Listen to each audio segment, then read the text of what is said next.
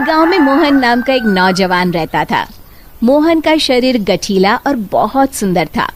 मोहन रोज सुबह शहर में काम करने जाता और फिर शाम को अपने गांव लौट आता। गांव और शहर के बीच में एक जंगल पड़ता था। उस जंगल में एक चुड़ैल रहती थी। वो रोज मोहन को जंगल से आते जाते देखती थी। फिर कुछ समय बाद मोहन की शादी राधा नाम की एक बहुत ही सुंदर लड़की से हो जाती है। एक दिन मोहन अपनी पत्नी राधा से कहता है, राधा, मैंने तुमसे कितनी बार कहा है कि तुम मेरे लिए सुबह सुबह खाना बना दिया करो। मैं रोज काम पर देरी से पहुंचता हूँ। मैं क्या करूँ जी, सारा दिन घर के काम करके मैं तो थक जाती हूँ, इसलिए मुझसे सुबह जल्दी नहीं उठा जाता। सुनो जी, मैं तो कहती हूँ क्यों ना हम अपने घर में एक नौकर रख लें। अरे भाग्यवान, अभी हमारी इतनी आमदनी नहीं है कि हम कोई नौकर रख सके। कल से मैं सुबह खाना खुद बना लिया करूँगा। खुश? इतना कहकर मोहन घर से चला जाता है। फिर अगले दिन से मोहन रोज सुबह जल्दी उठकर अपने लिए खाना बनाने लगता है। जब खाना बना ही रहा हूँ तो घर के सभी लोगों के लिए बना लेता हूँ। फिर मोहन रोज सुबह सबके लिए खाना बनाता और शहर में काम करने चला जाता। दूसरी तरफ राधा घर में सारा दिन आराम करती और घर के बाकी काम अपनी सास से करवाती। हे भगवान, ये बुढ़ापे में तू मुझसे किस जन्म का बदला ले रहा है, जो ऐसी बहू को मेरे पल्ले बांध दिया है। फिर कुछ दिनों बाद राधा मोहन से नई साड़ी और गहनों की जिद करती है।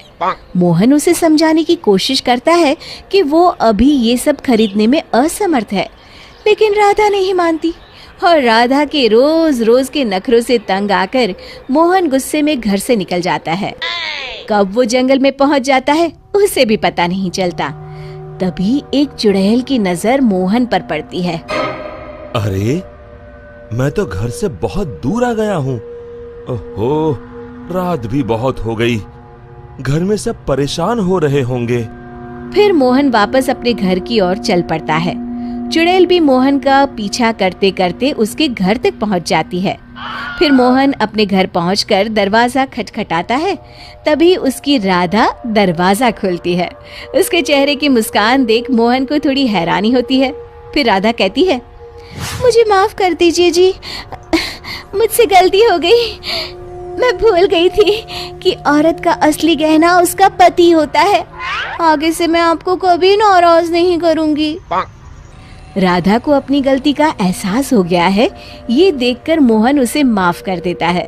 फिर अगले दिन से राधा रोज सवेरे उठकर मोहन के लिए खाना पकाती, घर के सारे काम करती, साथ ही साथ अपनी सास ससुर की खूब सेवा करती। अपनी पत्नी में आए इस परिवर्तन को देख मोहन की खुशी का ठिकाना नहीं रहता। एक दिन राधा की सास राधा से कहती है, बहू, आज मैंने घर में हवन रखा है। बाबा जी किसी भी वक्त आते होंगे तो सब तैयारी करके रख दे। जी माँ जी। फिर थोड़ी देर बाद बाबा जी अपने चेले के साथ उनके घर पर आते हैं। अलख निरंजन।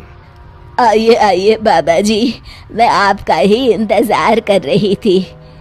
फिर बाबा जी हवन की तैयारी शुरू करते हैं और मोहन और राधा को हवन में बैठने के लिए कहते हैं। मोहन तो वहां आकर बैठ जाता है, लेकिन राधा वहां आने से मना कर देती है। तब मोहन राधा से कहता है, अरे भाग्यवान, अचानक तुम्हें क्या हो गया?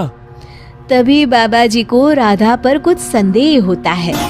अलख निरंजन, माँ जी, तुम्हारे बहू के हाव भाव देखकर मैं पहले ही समझ गया था कि इसके अंदर किसी चुड़ैल का वास है।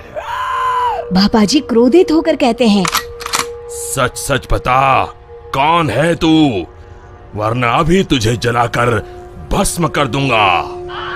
फिर बाबा जी जोर जोर से मंत्र पढ़ना शुरू कर देते हैं। ओम चामुंडाय विच्चाय नमः, ओम चामुंडाय विच्चाय नमः। तभी अचानक राधा की आवाज बदल जाती है और वो बाबा जी को हाथ जोड़कर कहती है, नहीं नहीं, मुझे छोड़ दीजिए। मैं एक चुड़ैल हूँ। मैं रोज मोहन को जंगल से गुजरते हुए देखती थी। मैं मोहन की सुंदरता पर मोहित हो गई थी। फिर मैंने देखा कि राधा मोहन और अपने सास ससुर को दिन रात परेशान करती है। और एक दिन मौका पाकर मैंने राधा के शरीर में प्रवेश कर लिया। मुझे कुछ मत करना, मैं अभी ये घर छोड़कर चली जाती हूँ। फिर हवा का एक तेज झोंका उस घर से बाहर चला जाता है और राधा बेहोश होकर नीचे गिर जाती है। कुछ समय बाद राधा को होश आता है। सारी असलियत जानने के बाद राधा को अपनी गलती का एहसास हो जाता है। आप लोग मुझे माफ कर दीजिए। मैं आज के बाद आप लोगों को कभी शिकायत का मौका नहीं दूंगी। शिक्षा: हमें हमेशा अपने परिवार वालों के साथ अच्छा बर्ताव करना चाहिए और अपना हर फर्ज निभाना चाहिए। दोस्तों, हमें उम्मीद है कि आपको हमारी ये कहानी पसंद आई होगी। कृपया हमारे चैनल को सब्सक्राइब करें और सभी अपडेट्स के लिए बेल आइकन जरूर दबाएं। और हाँ, वीडियो लाइक और शेयर करना मत भूलिएगा। Bye bye.